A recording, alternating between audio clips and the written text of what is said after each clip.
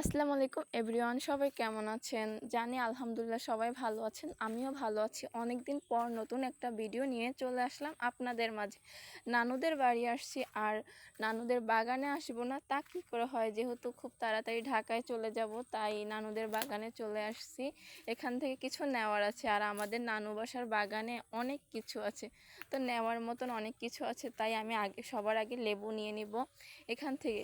এখানে এতগুলো লেবু ধরছে, মাশাল্লাহ মাশাল্লাহ সবাই বলবেন। আমি ভাবতেছিলাম যে লেবু ছিঁড়বো, কিন্তু লেবু গাছে কাটা থাকে তা কী করে জানবো। তো আমি এখান থেকে অনেকগুলো টানাটানি করছি, কিন্তু ছিঁড়তে পারছিলাম না। আমার হাতে লেবুর কাটাও ঢুকে গেছিল। যাই হোক, অনেক চেষ্টা করার পর ফাইনালি ছিঁড়েই ফেললাম লেবু। আমাদের নানু বাড়িতে অনেক বড় একটা পুষ্করণী ছিল আগে, কিন্তু এখন যেহেতু মামারা বড় হয়ে গেছে, তাই মামারা এটাকে ভাগ করে আমাদের গ্রামে এটাকে লকট বলে। তোমাদের গ্রামে কি বলে কমেন্ট করে জানিয়ে দিবে।